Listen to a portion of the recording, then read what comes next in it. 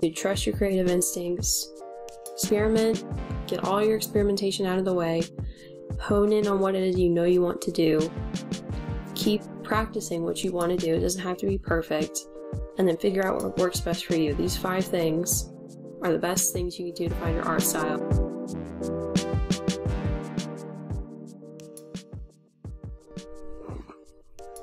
Alright, let me put these earbuds away very quickly and quietly.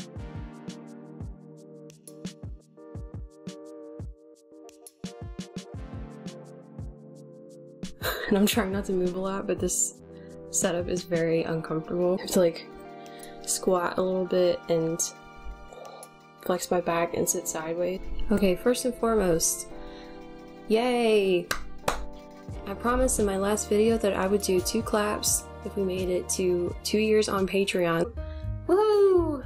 Yay, 1 clap for 1 year on Patreon. If I make it to next year, then I'll do 2 claps for 2 years. So I needed to keep that promise, and another promise was to make another video if we did. So first off, I want to thank you guys so much, my patrons, Andrea Cardamus, Aaron Stillwell, and Pablo Pasillas. Thank you so much for supporting me and encouraging me and just being some of the best people that I know. Honestly, I don't know if I would have gotten this far without you guys. So thank you so much. You've made everything so worthwhile.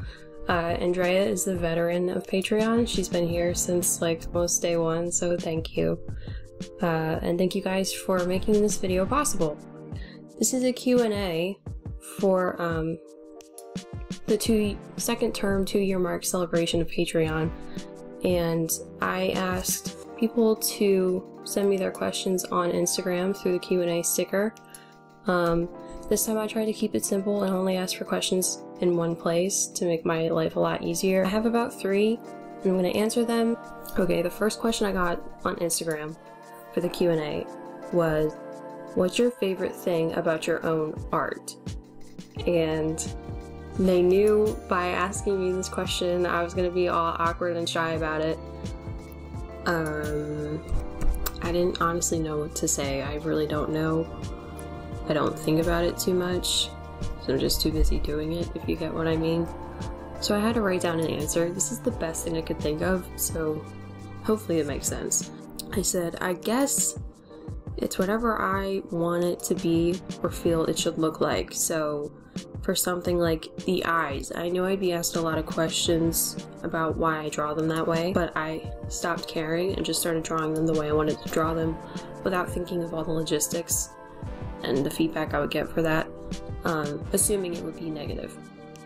Not because I have some kind of like negative or fatalist attitude, but I'm a realist. So that's why. I figured it'd either get called basic, ununique, strange, impractical, or just ugly, hideous to look at. So basically, in short, I feel it's kind of unique. It's not the most unique. When I first did it, it felt unique, but I think the more you draw and the more art you see, the more ununique you can feel.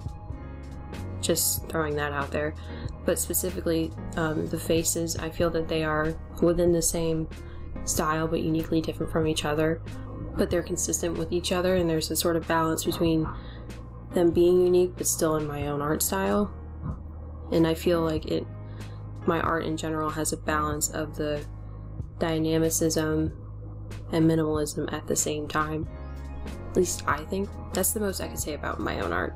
Other than that, it's just whatever I want it to be. The second question is a big question, very common question we all ask ourselves, and it was, how did you find your art style? This, I feel like the more I draw and the more I'm on social media, the easier it becomes to answer this question. But the first thing I would say is, 1, you already have one. You just have to find a way of conveying it. But here are the concrete steps that I took to formulate mine. The first phase, I'll call this phase 1, was to get as much ideas and experimentation out of my system as I needed. Because when you're first starting to draw or trying to start to think of what your art style is, you have like all these ideas of what you may want to try or what you're capable of doing or what you might like doing. So the first thing I would do is experiment with all those ideas that you have. You have to get all those things out of your system and figure out what is the most fulfilling for you and what you enjoy doing the most and what you can create somewhat routinely, okay? Also consider what tools you want to use. You get to be very picky in this phase. You get to try everything and eliminate everything if you want to. So in my notes I said, anything I felt I might want to try, I tried, and it helped me eliminate a lot of questions and curiosities in regards to the artistic direction I wanted to go in. So after the phase 2, after eliminating a bunch of styles, subject matters, and even potential career paths, huge thing, I began focusing on characters. I realized I didn't know what kind of characters I wanted to do, but I very much enjoyed drawing characters specifically. And since I was a kid, I always enjoyed characters, the design of them, their personality, clothing, colors, all those things. In this second phase, I enjoy drawing animals. I enjoy drawing somewhat anthropomorphic characters. I don't know why people think that's weird, by the way. Like, I'm not to the extreme of being obsessed. I don't know what it is though with people thinking anthropomorphic characters are weird. I think it's not that weird, depending on how you go about it. Oh, I learned that I wanted to focus on human characters. And if I wanted to do anthropomorphic characters or even just little animals, I could include that if I wanted to. But the primary focus was human characters in general. So I began practicing how to draw humans, how to draw their faces, how to draw their bodies, their hands, how to understand where the nose, eyes, and mouth fall. It's unique though for each individual, so I stopped focusing on hardcore anatomy because that stuff bores the tears out of me and it doesn't actually help me learn. I have a photographic memory, so I just let myself learn that way. I stopped trying to focus on learning how to draw that and just started drawing faces, just whatever came to mind. And I didn't bully myself if it didn't turn out exactly the way I wanted to. I just kept trying. And that's part of this I said as well. That required me to figure out how I learn best. That's part of the journey for you, is you need to not keep trying to learn a certain way if you're not good at learning that way. You have to figure out what works best for you and what your brain naturally adapts to understanding. I stopped looking at the in-depth tutorials or even just tutorials in general because they don't work for me. If they work for you, dive into them, learn more from them, subscribe to a YouTube channel or something. If they don't work for you, stop looking at them. What works for me is looking at my own hands, looking at my own face, looking at my own shoulders, and those things helped me learn because I can physically feel it and see it, and I'm familiar with that because it's me, it's my own body. So that's what helped me learn very quickly. If it doesn't work for you, that's fine. Just find what works for you. I eliminated all the excess fat. You want to get all the excess fat, confusion out of your process. If it doesn't work, if you don't need it, don't focus on it. You don't have to learn how to draw the head from every possible angle at the beginning. Worry about that stuff later. When it comes to the beginning of what you're doing, you just need to experiment, try, fail, throw stuff out that doesn't work, keep doing the things that get you closer to where you want to be. That's how simple it is, but we complicate it. It's not that complicated, so just don't freak out and worry about what your process looks like. I think that's honestly the biggest pitfall for artists, is that they worry about how legitimate their process looks, how much sense it makes. It doesn't have to make sense. It doesn't have to look legitimate. Just do what works for you. So the focus is get better at what you want to do, what you know you want to do. If you don't want to do it anymore, get better at something else. You just follow the direction you feel your instincts are taking you and trust your creative instincts to know what that is. Made it to the back of the page. This is a continuation. I would say this is maybe phase 3 of your art style development, is stop getting distracted with what other people are doing. They're not you. So don't get distracted with how they do it. Don't get distracted with what they're doing. Don't get distracted with what their style is, because your goal is not to be them, it's to be you. And that's what you should be focused on. Now, if they have something you want to learn, something you want to try or practice, then it would make sense to look at their work, observe what they're doing and how they do it, and sort of get into their mind frame. But if you don't care, or if you want to really focus and come into your own, don't get too distracted. Keep it in the back of your mind if you're trying to learn how to stylize and what that is. But when it comes to what you want to do, it should never be centered around what someone else is doing. So only look at someone else's work if you're trying to understand what stylizing is and what it means. That's for me what I did. And that helped a lot because I stopped putting my work to the standard of someone else's, which is just confusing because you're not them. And I don't think you should want to be them anyway. So there's too many copycats in the art community and in the art sphere. We need some uniqueness. We need things, we need people to shake things up a little bit. So for art style, that's how I figured mine out. Another thing I did was, as I was experimenting and learning and just throwing myself out there and trying things, I changed art styles, and that was the catalyst for me to grow. So I was painting, I wasn't looking at tutorials when I was doing digital painterly artwork. I'll show you an example here. I was just doing whatever I wanted. I got into digital software. Sure, I looked up tutorials in the beginning, but they didn't really help. Experimenting and just falling flat on my face helped me. And so I went from doing stuff like this to one day I just got this itch to try drawing line art. I don't know why. I didn't think I'd be good at it. I wasn't. Something just told me to at least try it. Like, it was eating away at me. I had to try. So then I drew this for the first time. And it actually started out as a little pen sketch. Again, that was more experimentation of me trying to learn how to be more confident, was drawing in pen and not caring about the end result. Just getting the lines down, being confident with my instincts and whatever they're wanting to do, and trusting myself. So that's a huge part of your growth process in developing your art style too, is trusting yourself. So by me trusting myself, I grew, because then I drew this line artwork and I was like, oh man, this is fun. And I wasn't good at it, but I was like, I want to get better at it. I want to keep trying, and I did. And I tried over and over and over again, and eventually, I was like, man, why is my line art not what someone else's is? It's because most people don't talk about.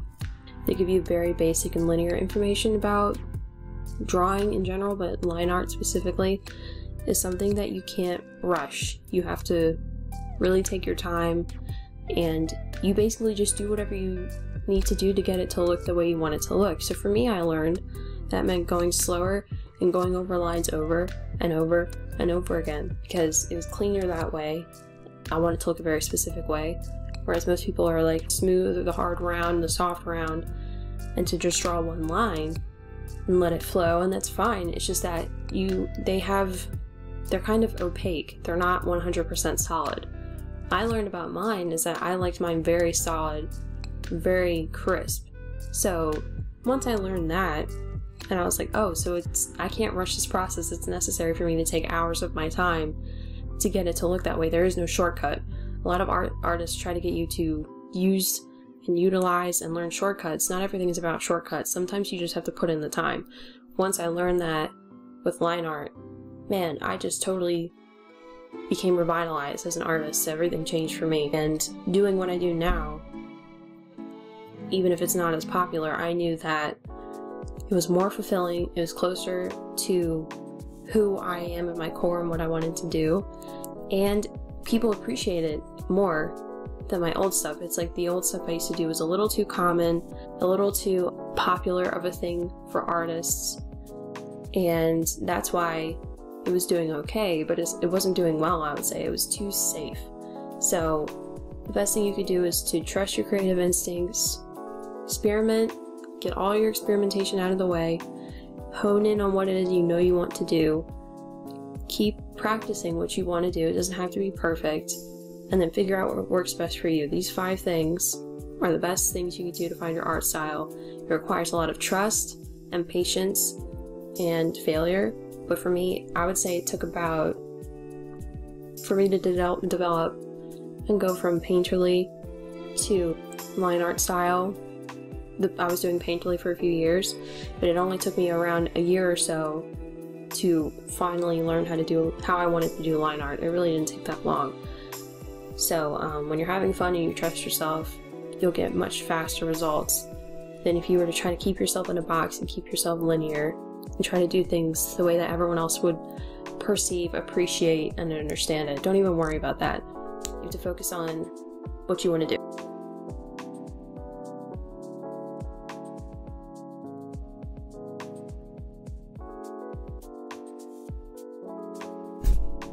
That was a very long way of saying how I developed my art style, but it's important that I cover all the bases because I just don't think people discuss it very well with very deliberate steps of how they went about it and what they recommend. They just say, you have one, keep trying. You know, it's just not enough. You have to really step into someone else's shoes and give them the experience that you had and say, this is what it can look like, or it can look like this. It depends. It's all up to you.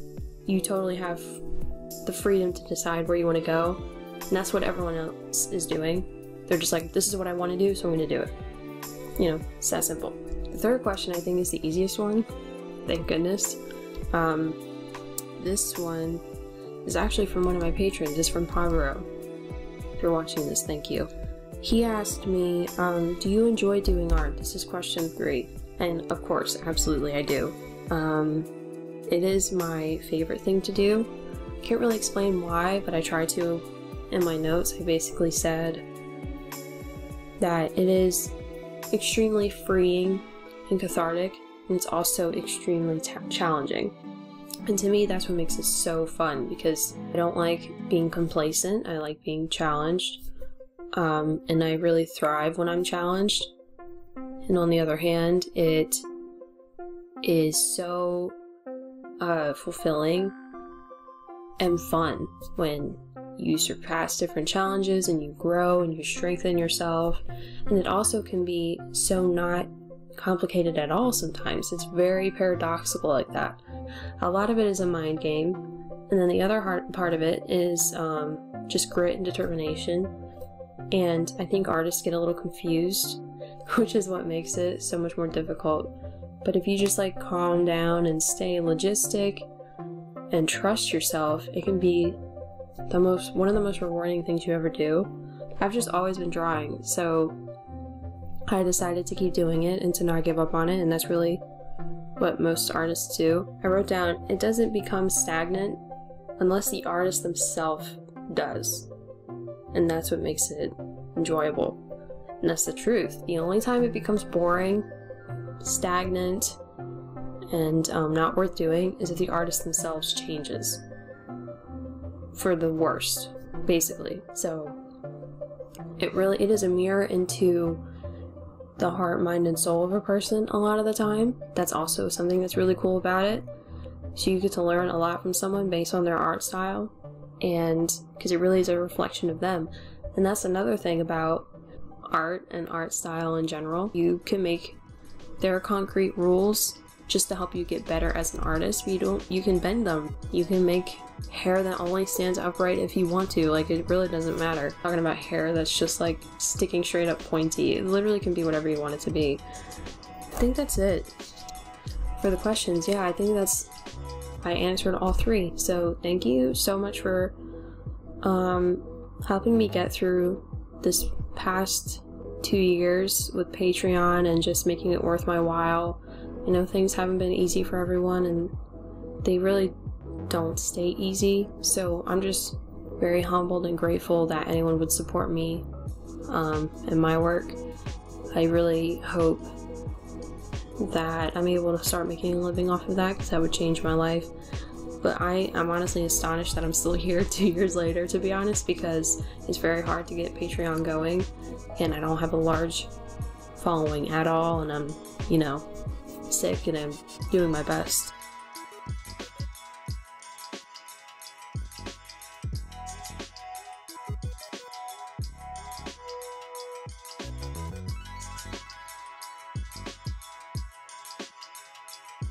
And you guys are just incredible for being so encouraging and supportive. Hopefully we make it to year 3. So I did do the 2 claps, and hopefully I'll be able to do 3 claps next year if we make it to next year. So yeah, this video is dedicated to Jasmine Gui, who provided the software for me to be able to edit videos, Andrea Cardamus, Aaron Stillwell, Pablo Pasillas, and Sarah for helping me get this equipment. Like I talked to you guys in my recent video. Thank you guys so much for everything. I'm so happy, so fulfilled, and just grateful to still be here. I'm terrible at ending these, so I'm just gonna say stay ghostly, and I'll see you later.